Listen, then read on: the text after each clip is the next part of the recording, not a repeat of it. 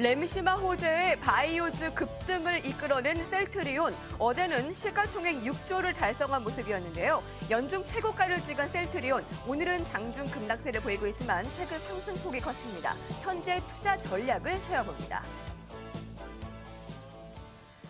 오늘의 신고 신저가입니다. 김종효 연구위원입니다. 안녕하십니까? 네, 안녕하십니까? 네, 셀트리온이 드디어 시총 6조 원을 달성을 했다는 소식 어제 들렸는데 오늘 급락세가 바로 나오고 있네요. 네, 아무래도 최근에 이제 시장의 상승을 이끈 것은 램시마와 관련된 이슈도 있었지만 네.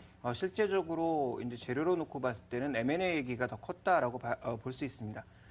물론 회사에서 바로 부정을 했죠. 아스트라제네카라고 하는 세계 10위권 내에 드는 다국적 제약사의 M&A 얘기는 아직 확정된 것이 없다. 또 관련돼서 얘기할 것도 없다라고 얘기를 했습니다. 그렇지만 M&A는 여전히 진행 중인 상황이죠. 그런데 여기서 이제 중요하게 봐야 될 것은 시가총액 6조가 넘어가게 되면 이 서정진 회장이 가지고 있는 지분이 작지 않은데 네. 이것을 매각하는 과정에서 그 비싼 가격에 과연 누가 사갈지에 대한 논란이 커질 수 있는 국면이고요.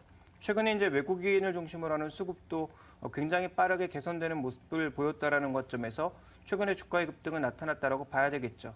그렇지만 결국 이 상승이 펀더멘탈에 의한 상승이었다라기보다는 여러 가지 모멘텀에 의한 상승이었다라는 점에서 변동성이 커지고 있는 것으로 이해해 볼 수 있을 것 같습니다. 네. 거래 급증이 오늘 어느 정도냐면 10시 30분경 삼성전자 거래의 4배 이상 거래가 폭발하는 양상이었습니다. 그 M&A 가능성이 언급된다고 하셨는데 그 가능성은 지금 어느 정도인지 M&A 가능성이 분명히 진행이 될 텐데 이 과정을 우리가 주목해야 되겠죠. 방향성 어떻게 보십니까? 일단 서정진 회장의 매각 그 의지가 있는 만큼 분명히 M&A는 어느 쪽으로든 진행이 될 것으로 판단이 되고 있습니다. 그래서 이제 최근에 외국인들의 매수세라든지 주가의 급등이라든지 이런 것들이 나타났다고 봐야 되겠죠. 그런데 이제 문제는 뭐냐면 매각 가격과 조건 이런 것들이 굉장히 복잡하게 얽혀 있습니다.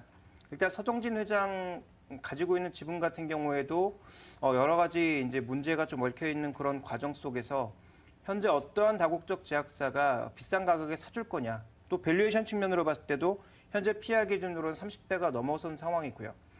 PBR 기준으로도 5배가 넘어선 상황이기 때문에 이 장기적으로 봤을 때는 분명히 램시마를 포함한 여기서 만들고 있는 이 바이오 관련 제품에 대한 가능성, 그리고 셀트리온이 가지고 있는 이 제조 설비 이런 것들에 대한 가치가 충분히 있다라고 하더라도 지금 가격이 너무 비싸다라는 거죠. 네. 그래서 과연 이 정도 가격에 사갈 것이냐?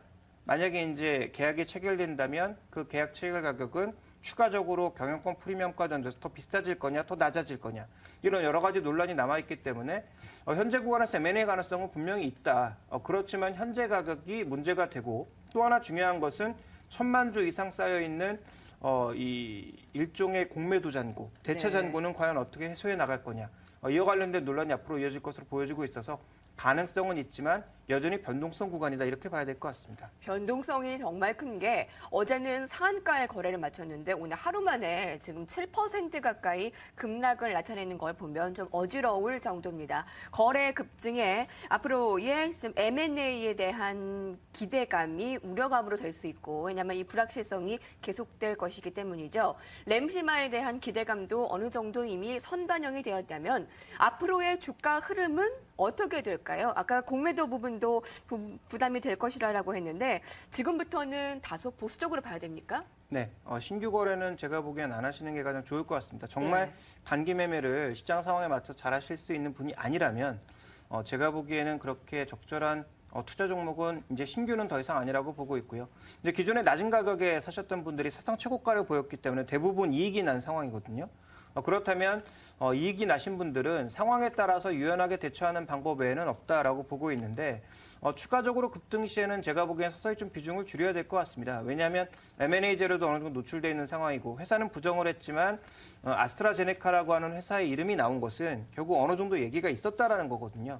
아니 땐 굴뚝에 연기나지 않는다라는 관점으로 봤을 때 현재 어느 정도 진행되고 있는 상황이라면 결국 재료에 따라서 변동성이 커질 수 있는 구간에 신규 매수는 굉장히 위험하고 기존의 보유분만 현재 구간에서 추가적인 반등을 보일 때 서서히 좀 비중을 줄이는 것이 답이 아닐까라고 판단하고 있습니다. 그래서 이 종목에 대해서는 결국 기존 보유자의 싸움이기 때문에 기존 보유자들이 어느 정도 이제 주가 반등할 때마다 비중을 줄여 나갈 거냐, 또 향후 나올 수 있는 재료들의 전반적인 크기는 어느 정도 될 거냐를 보면서 결정을 하시는 게 좋을 것 같고 그러니까 결론을 한마디로 말씀드리면 추가적인 반등 시에는 팔자 네. 이렇게 좀 정리해 보도록 하겠습니다. 신규 매수는 아무래도 보수적인 의견인 것 같습니다. 그러면 이제 앞으로는 보유자들의 싸움인데 이들이 반등 시 매도할 가능성이 좀 더 커 보이네요. 그러면 주가 흔들림이 더 있을 테니까 오늘의 신고가 종목인 셀트리온은 보수적인 의견으로 마무리를 짓도록 하겠습니다. 김종효 연구위원과 함께했습니다. 고맙습니다.